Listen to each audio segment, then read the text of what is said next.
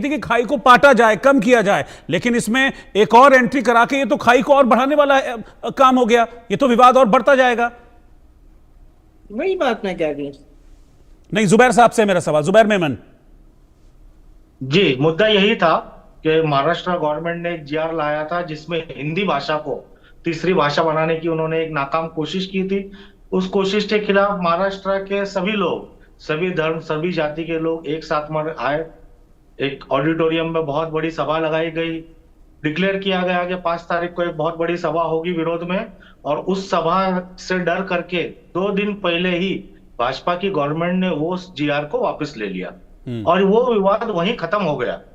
पर ये जो पॉलिटिकल अपोजिशन है, जो विरोधी पार्टी है, ये इनकी क्लियर जीत थी और भाजपा के अगेंस्ट जीत थी। भाजपा को डर था कि हम कहीं ना कहीं जो लोकल बॉडी इलेक्शंस महाराष्ट्र में 1-2 महीने में होने वाले, इसमें पूरी तरीके से बैकफुट पे जाएंगे, हम हार जाएंगे इलेक्शन।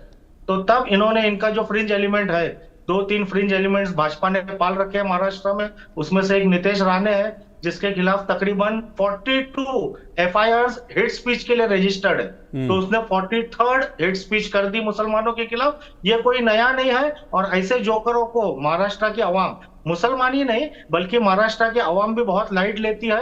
और इन जोकरों के इन बयानों से ये विवाद हिंदू मुस्लिम में नहीं कन्वर्ट होगा। ये मराठी अस्मिता की बात थी, मराठी के गौरव की बात थी, और वो गौरव की जीत शिवसेना और मनसे के कार्यकर्ताओं ने और महाराष्ट्र के लोगों ने जीत के दिखाई थी। और इसमें भाजपा की हार हो चुकी है। अब चाहे कितने भी फ्रिंज एलिमेंट्स वो लाए, इसमें वो हिंदू मुस्लिम एंगल या कम्युनल एंगल लाने में नाकामयाब होंगे, इसका हमें पूरा विश्वास है।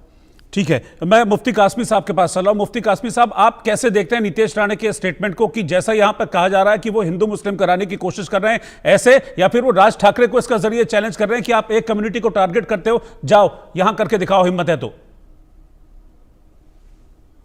देखिए, मैं तो ये बात कहना चाहता हूं कि हमारे उत्तराखंड राज्य के अंदर हमारे माननीय मुख्यमंत्री श्री पुष्कर सिंह धामी जी के नेतृत्व के अंदर अभी मदरसों, विद्यालयों के अंदर श्रीमद् भागवत और रामायण पढ़ाने की बात थी। तो हमने ये कहा कि श्रीमद् भागवत भगवान श्री कृष्ण के उपदेश हैं, जो उन्होंने जुल्म के खिलाफ खड़े होने की सीख दी, और मर्यादा पुरुषोत्तम श्री राम की जीवनी रामायण है, और ये सामाजिक परिवर्तन की एक अहम कड़ी है। समाज को कैसे बदला जा सकता है कि एक महिला के अपमान पर महाभारत हो गई, और इसी तरह से एक आज्ञाकारी पुत्र ने अपने बाप की आज्ञा का पालन करते हुए राजपाट को छोड़ दिया। तो उनसे ये सीख मिलती है कि एक आज्ञाकारी पुत्र अगर होगा तो वर्धा आश्रम में अपने माँ बाप को जाने की जगह नहीं मिलेगी, उन्हें अपने घर पे रखेंगे। इसी तरह से श्रीमद् भागवत का जो श्लोक हैं, वो जुल्म के खिलाफ खड़े होने को आपको तैयार करेंगे। जैसे भगवान श्री कृष्ण ने अर्जुन से कहा कि अर्जुन खड़े हो और इनका वध करो, तो वो हाथ जोड़ के खड़े हो जाते और कहते महाराज ये तो मेरा परिवार है। वो कहते नहीं, ये पाखंडी हैं। मैं समझता हूं कि जितनी भी जबानें हैं, जो भाषाएं हैं, उसमें हिंदू और मुसलमान नहीं होना चाहिए, सिख और ईसाई नहीं होना चाहिए। हम तो ये चाहते हैं कि मदरसों में पढ़ने वाले बच्चे मराठी भी सीखें और हिंदी भी सीखें, इंग्लिश भी सीखें, सारी चीजें सीखें। और ये काम हमने मॉडल के तौर से मॉडर्न एजुकेशन उत्तराखंड राज्य के अंदर अपने माननीय मुख्यमंत्री श्री पुष्कर सिंह धामी जी के नेतृत्व में शुरू की है। वहां इंजीनियर भी बनेंगे, डॉक्टर भी बनेंगे। और ये सपना माननीय प्रधानमंत्री श्री नरेंद्र मोदी जी का है कि मुसलमानों के एक हाथ में कंप्यूटर हो, दूसरे हाथ में कुरान हो। मैं समझता हूं कि कुछ लोग जो हैं, इन सारी चीजों से ध्यान हटा करके वो सांप्रदायिक की तरफ ले जाना चाहते हैं। मेरा ये मानना है कि मुसलमानों को मेन स्ट्रीम की तरफ आना चाहिए, इन तमाम झगड़ों से दूर रह करके सिर्फ और सिर्फ एजुकेशन की तरफ तवज्जो करें। आज देश के अंदर सांप्रदायिक सौहार्द बना हुआ है, दंगा मुक्त है भारत। तो मुसलमानों के 50 से ज्यादा बच्चे यूपीएससी क्लियर कर रहे हैं, मेन स्ट्रीम से जुड़ रहे हैं। अभी आपने देखा होगा कि मदरसों में पढ़ने वाले बच्चे जो हैं, वो नीट के एग्जाम को भी क्वालिफाई किया है।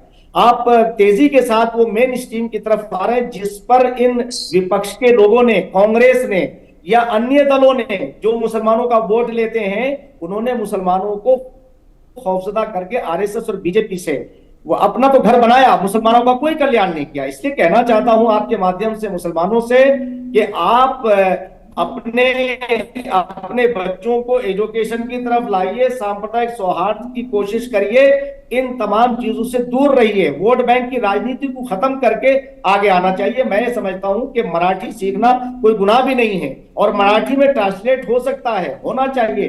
बिल्कुल सर, इस बात में कोई आपत्ति नहीं है, इस बात में तो आपत्ति ही नहीं है मुफ्ती साहब, इस बात में आपत्ति नहीं कि किसी चीज को सीखना गुनाह है, लेकिन किसी के सिर पे डंडा लेके खड़े हो जाओ, सीख नहीं तो डंडा मारूंगा, यह गुनाह है।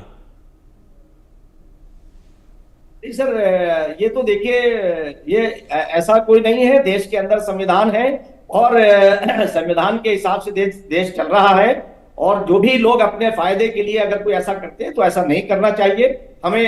हमें सबसे ज्यादा जो है आज जरूरत इस चीज की है कि देश के प्रधानमंत्री ने सबका साथ, सबका विकास, सबके विश्वास को लेकर के जो वो चले हैं, और विश्व के अंदर जो हमारी एक हैसियत बनी है, अभी आप देखेंगे तो इसकी जरूरत है कि हम अपने देश को मजबूत करें और अपने सांप्रदायिक सौहार्द को, ताने बाने को मजबूत रखें। हम राजनीतिक पार्टियों को भी अपने कामों की तरफ तवज्जो करनी चाहिए।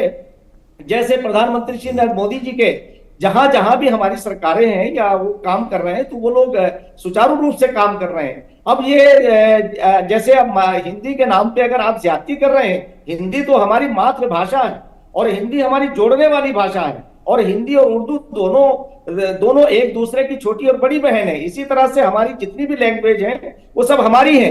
और जो नई राष्ट्रीय जो तालीमी एजुकेशन नीति आई है उसमें सरकार ने इन तमाम चीजों का ध्यान रखा, लैंग्वेज को जो है वो अपनाया है। ये इसी सरकार की देन है, इसलिए कि ये सरकार सबको साथ लेके चल रही है।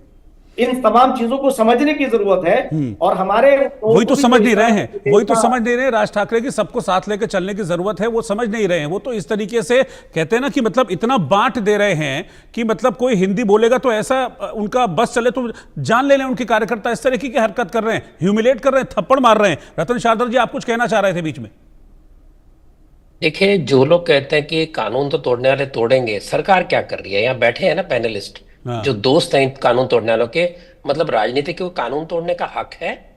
और क्या पुलिस उनको पकड़े उसकी ड्यूटी है? क्या जो खुद को कानून के समझते हैं ठेकेदार और जो खुद को लॉ मेकर बोलते हैं उनका काम नहीं कि कानून की व्यवस्था रखें, कानून की रक्षा करें? ये बहुत ही